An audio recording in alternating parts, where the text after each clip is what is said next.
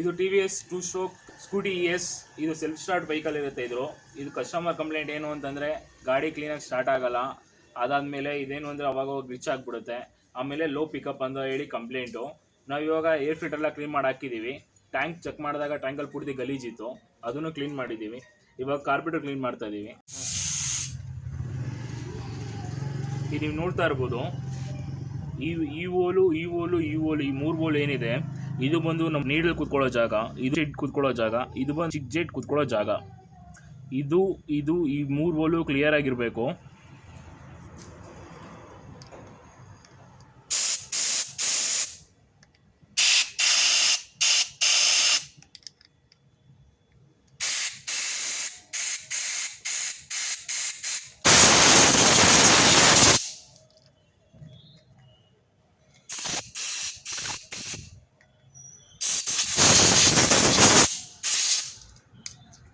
ಇದು ನೀವು ನೋಡ್ತಾ ಇರ್ಬೋದು, ಇದು ಬಂದು ನಮಗೆ ಚೌಕ್ ಕೂತ್ಕೊಳ್ಳೋ ಜಾಗ.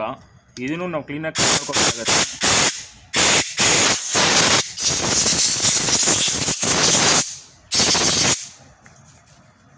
ಇದು ನೋಡಿ ನಮ್ಮ ಚಿಕ್ಕ ಜೆಡ್ಡು.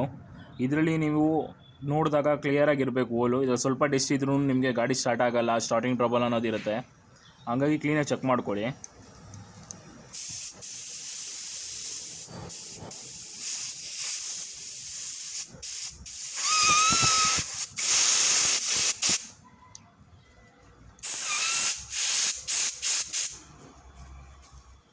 ಇದು ನಮ್ಮದು ದೊಡ್ಡ ಜೆಟ್ಟು. ಇದೂ ಅಷ್ಟೇ ಕ್ಲಿಯರ್ ಆಗಿರಬೇಕು.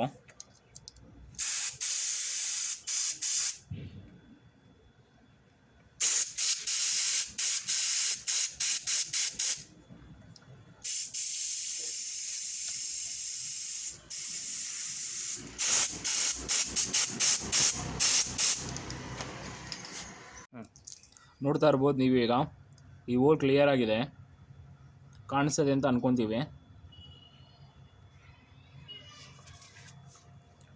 ನಾನು ಫಸ್ಟ್ ಹೇಳ್ದಂಗೆ ನಿಮಗೆ ಇಲ್ಲಿ ನಮ್ಮದು ದೊಡ್ಡ ಜೆಟ್ ಕೂತ್ಕೊಳ್ಳೋ ಜಾಗ.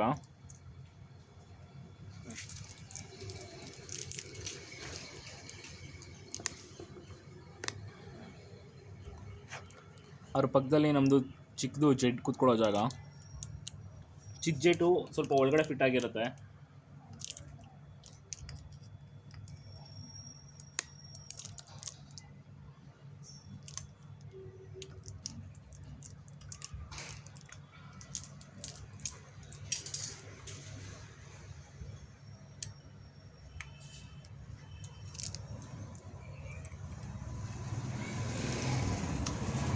ಎರಡು ಕುತ್ಕೊಂಡ್ಮೇಲೆ ಇದು ಫೋಲ್ಟಲ್ಲಿದು, ಇದು ನಮ್ಮ ನೀಡಲ್. ಆ ನೀಡಲ್ ನೋಡಿ, ಇದು ಈ ಥರ ಪ್ಲೇಸ್ ಆಗುತ್ತಿಲ್ಲಿ.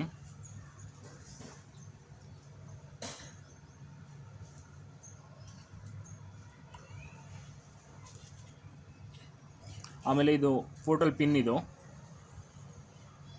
ಈ ಪಿನ್ ನಿಮಗೆ ಒಳಗೋಗುತ್ತೆ, ನೀವು ಬೇಕಾದ್ರೆ ಚೆಕ್ ಮಾಡ್ಕೋಬೋದು. ಇದು ಓಲ್ ಏನಿದೆ, ಇದು ನಮ್ಮ ಪೆಟ್ರೋಲ್ ಹೋಗೋ ಜಾಗ. ಇಲ್ಲಿಂದ ನೀವು ಏರ್ ಊದ್ತಾ ಇದನ್ನು ನೀವು ಮೋಲ್ಡ್ ಮಾಡಿಕೊಂಡ್ರೆ ಆ ಏರು ನಿಮ್ಗೆ ಒಳಗೋಗಲ್ಲ. ಇದು ಬಿಟ್ಟರೆ ನಿಮಗೆ ಏರ್ ಕ್ಲೀನಾಗಿ ಪಾಸ್ ಆಗುತ್ತೆ. ಆ ಥರ ಆದರೆ ನಿಮಗೆ ನೀಡಲ್ ಚೆನ್ನಾಗಿರುತ್ತೆ ಅಂತ ಅರ್ಥ.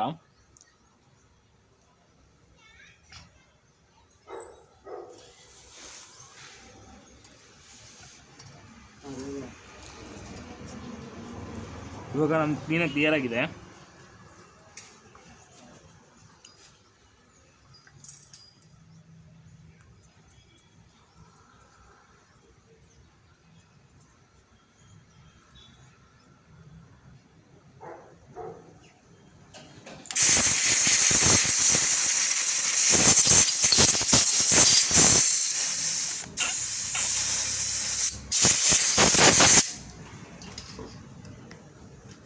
ಲೋವರ್ ಬಾಡಿ ಇದು.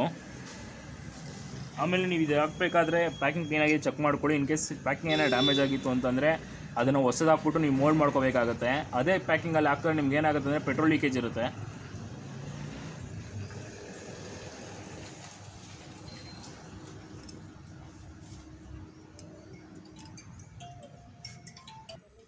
ಇದು ನೋಡಿ 4 ಸ್ಕ್ರೂ.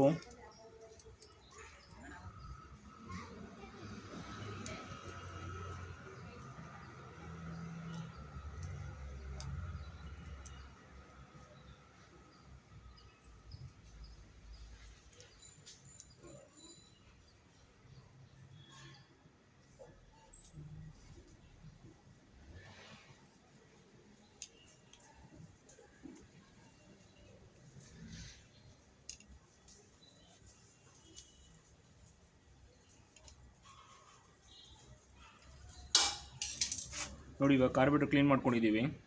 ಇವಾಗ ಇದು ಫಿಟ್ ಮಾಡ್ಬಿಟ್ಟು ನೋಡೋಣ. ಇವಾಗ ಈ ಗಾಡಿ ಕಾರ್ಬೋರೇಟರ್ ಎಲ್ಲ ಕ್ಲೀನ್ ಮಾಡಿದ್ದೀವಿ. ಬನ್ನಿ ಸ್ಟಾರ್ಟ್ ಆಗಿ ಹೆಂಗಾಗುತ್ತೆ ಅಂತ ನೋಡೋಣ.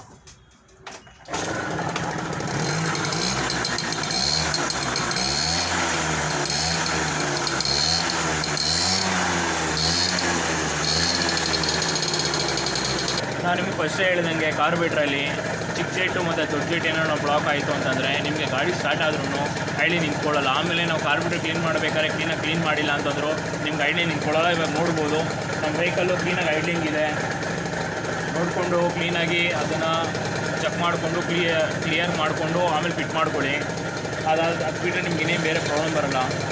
ಆಮೇಲೆ ನೀವು ತುಂಬ ದಿನ ನಿಲ್ಲಿಸಿದರೆ ಗಾಡಿ ಸ್ಟಾರ್ಟ್ ಮಾಡೋದು, ಗಾಡಿ ಕಾರ್ಬೋರೇಟರ್ ಎಲ್ಲ ಕ್ಲೀನ್ ಮಾಡಿ ನೀವು ಸ್ಟಾರ್ಟ್ ಮಾಡಿದ್ರು ಸೈಲೆನ್ಸರಲ್ಲಿ ತುಂಬ ಸ್ಮೋಕ್ ಬರುತ್ತೆ. ಅದ್ರ ಬಗ್ಗೆ ಏನು ತಲೆ ಕೆಡಿಸ್ಕೋಬೇಡಿ. ಅದು ಸ್ವಲ್ಪ 1 ಕಿಲೋಮೀಟ್ರ್ 2 ಕಿಲೋಮೀಟ್ರ್ ಓಡೋದ್ರಲ್ಲಿ ಕಡಿಮೆ ಆಗುತ್ತೆ. Okay, thank you for watching. Like, share and subscribe.